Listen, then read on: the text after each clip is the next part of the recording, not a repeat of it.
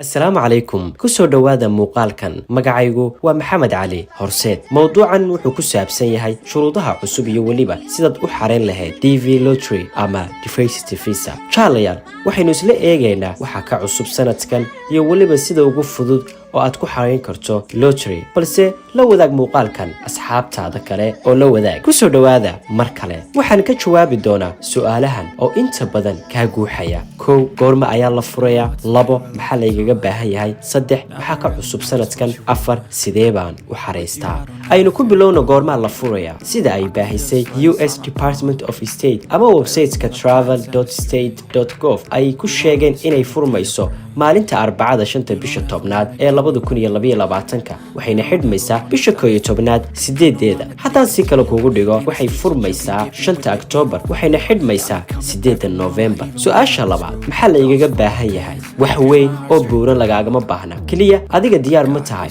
internet iyo computer ma haysataa dabcan jawaabtaadu waa haa laba qodob oo muhiim ah ee laga baahan yahay waa sawir iyo waliba inaad haysato shahaadada dugsiga sare bal aan kala qaadno labadan qodob intaadan buuxin foomka DV lottery ha ku diyaarsanaado sawirtee saraa tag goobaha laga qaado sawirka una sheeg inaad doonayso sawirka lotteryga balse intaan la qaadin sawirka xasuusnow in laga baahan yahay shuruudaha sawirka kow waa mamnuuc maraayadaha ama kuyaalaha haddii aad isticmaasho fadlan iska sii labo size-ka lagaaga baahan yahay sawirka waa 2 lagu dhuftay 2 inches ama 51 lagu dhuftay 51 millimeter iyo waliba inaad madaxa in yar kor u qaado ay u dhaxayso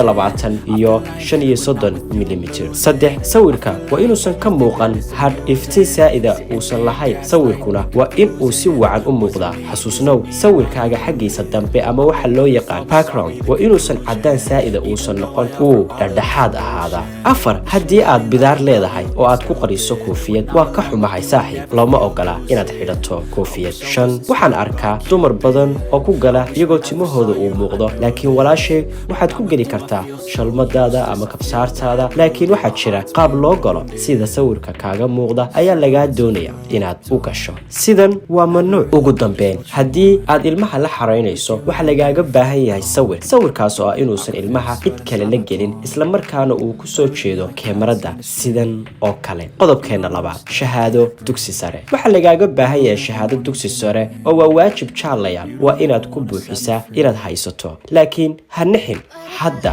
soo cadee shahaadada oo kale laguma odhanayo laakiin markaad hesho aad ku guulaysato ayaa lagaaga baahan yahay shahaadada inaad keensato haddii aad dhammaynayso sanadka dambe weli waqti waad haysataa haddii kale oo aadan haysan adaa laga rabaa xal daawade labadan shuruud ayaa ugu muhiimsan inta kale aad bay u fudud yihiin oo ma waxaad garan weyday halkaad ku dhalatay intaad jirto sanadkaad dhalatay halka aad ku nooshahay hadda iyo inaad keligaa tahay ama aad guri leedahay emailkaaga numberkaaga addresskaaga iyo waxyaalo kale oo fudud oo lagu weydiinayo su'aasheena saddexaad maxaa ka cusub sanadkan kaliya waxa ka cusub in imika lagaaga baahnayn baasaboor halka kolkii hore lagaaga baahnaa inaad buuxiso booska baasaboorka way kuu dhacan tahay oo fursad bay kuu tahay taasi laakiin inta badan dadka ayaa isweydiinaya oo waxay leeyihiin waa maxay sababta loo joojiya qoraallo kala duwan aan akhriyay ayaa lagu tilmaamayaa in dad badan oo fursada rabay inay ka faa'iidaystaan ay ku adkaatay inay helaan baasaboor isla markaana dalal badan ay qaali ku tahay qaadashada baasaboorka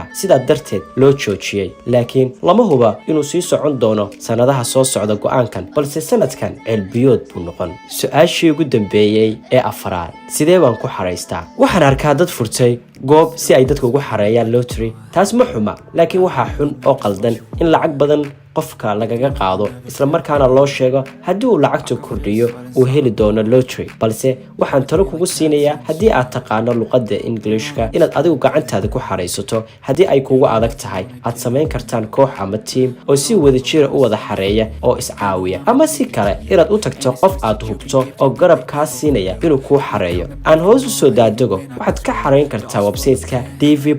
dvprogram.state.gov waa halka aad ka xareyn doonto DV lotteryga waxaana kuu soo dhigaya description-ka hoose dhammaan xogta iyo waliba linkiga aad ka xareynayso markay gaadho waqtiga DV lotteryga ugu dambeyn waayo aragnimada shaqo waa muhiim waa qodob xusid mudan ku xus xareynta lotteryga waad ku mahadsantahay daawashada iyo dhageysiga muuqaalkan waxaan idiin rajeynayaa badhaar iyo farxad sidoo kale sidaa iyo nabadgeliyo jaalaya